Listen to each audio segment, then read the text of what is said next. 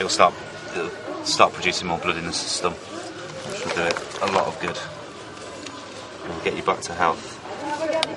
Just eat ears first. Do everything else before they do their eyes.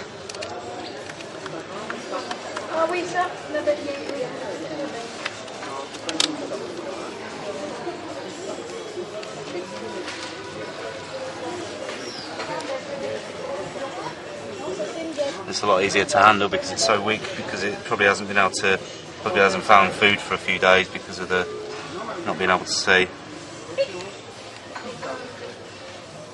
Coupled with the anemia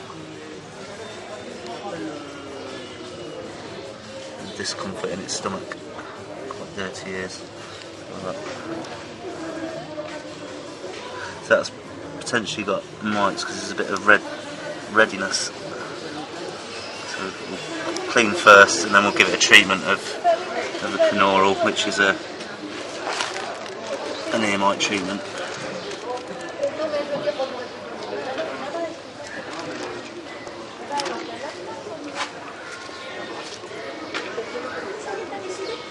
Very good.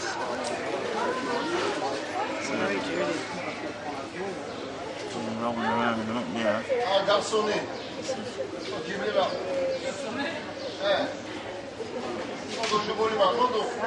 Give them a little tabby. So yeah, because there's any suspicion of mites, we'll use the ear mite treatment as well. There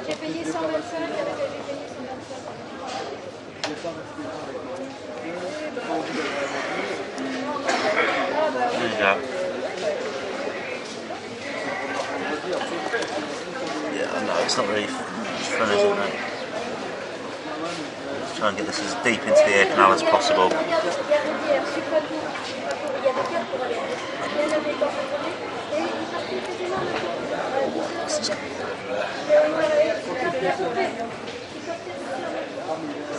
Okay, right.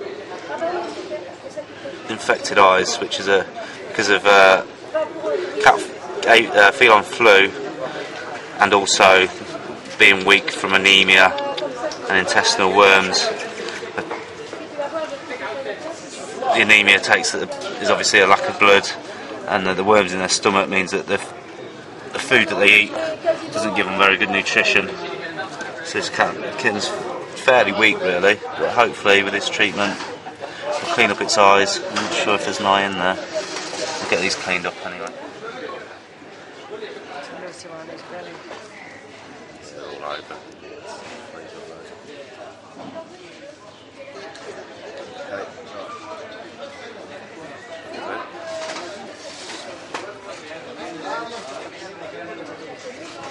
Could you get me some more cotton wool, please, Krista?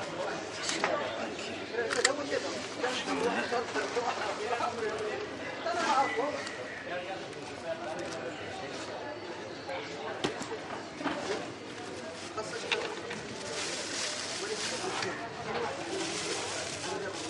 This is where we find out, hopefully, that he's got nice clear eyes underneath all this gunk. Don't like it, needs to be done.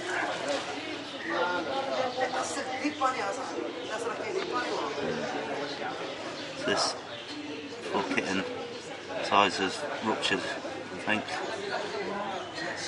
It would have had the infection for quite a long time. I mean, it is quite a... Oh no, there's an eye under there. How good it is. It's a lot worse than the black kitten that we treated not so long ago. So it will, it's going to be a bit blind for a while, hopefully. There's blood, so it's not great. We may well get this one back to the surgery if the other eye's really bad. Oh no, love.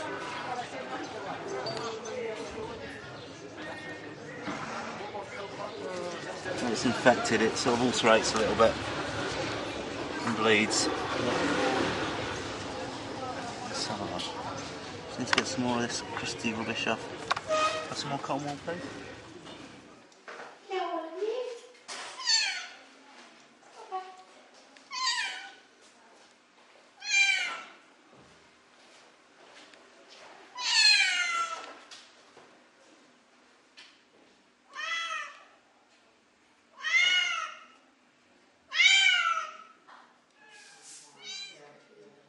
cat ready for surgery. She is going to be neutered. The two nurses are prepping the cat before we hand it over to the vet to do the operation. We are giving in injections, 4 injections altogether. One is a multivitamin injection, another is a worming injection, a pain relief injection, and an antibiotic injection. The other nurse is taking the tip of the cat's ear off. This is a way of identifying that the cat has been neutered. So when the cat gets released back onto the street, we can see that this one has been neutered. We are now clipping the cat ready for surgery. So we make a small amount of hair that we clip away on the surgery site so that the vet can then make her incision. Prior to the vet making the incision, we will scrub the area with Hippie Scrub to clean it, to get rid of any bacteria and debris so that the incision site will be clean.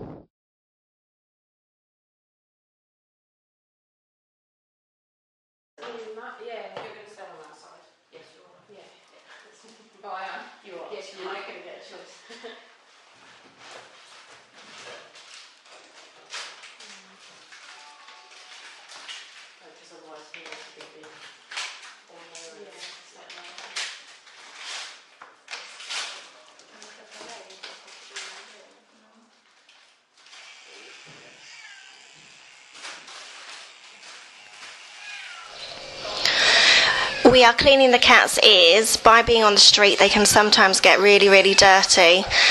So what we do is we use a particular ear cleaner for cats, and we squirt a little bit down the ear. We then use cotton wool or cotton buds to remove all the dirt. This will make the cat's ears feel a lot healthier, and they will look a lot cleaner. The vet is getting her surgery site ready. She is here holding out a surgical drape which she will place the sterilised instruments onto to prevent bacteria touching the sterilised instruments. Another drape is also used to place over the cat with a hole cut where the surgery incision will be made.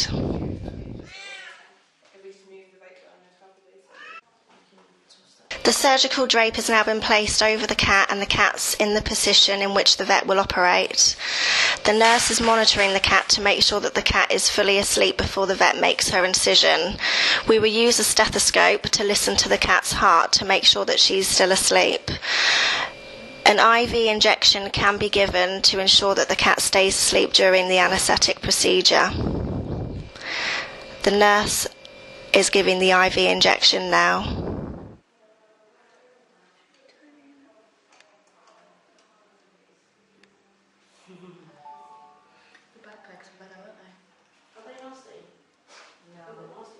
The cat is now fully anaesthetised, so the vet will make her incision.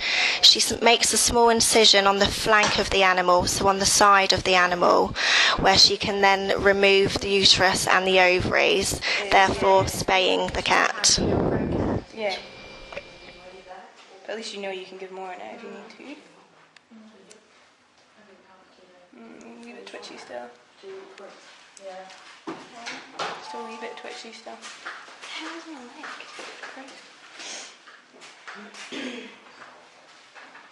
Right, Ella? Yeah.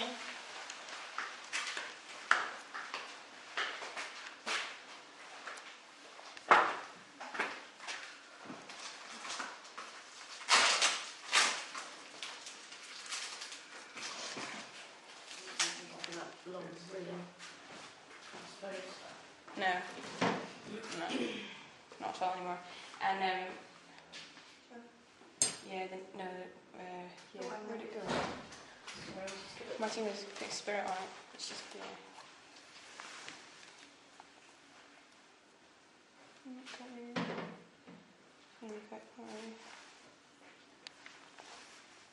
just take something as you're standing there so nicely with it.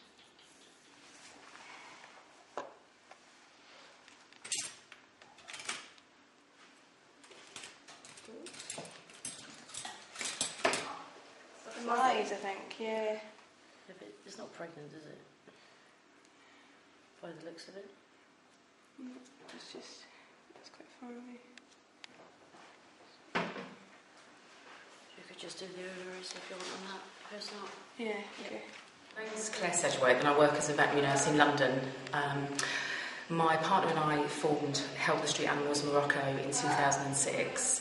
Since then, we've been focusing on coming to Morocco and working within the streets in Essaouira, a coastal town in Morocco. There are many cats wherever you go. There are hundreds. Every street corner you turn, you'll see a cat looking at you.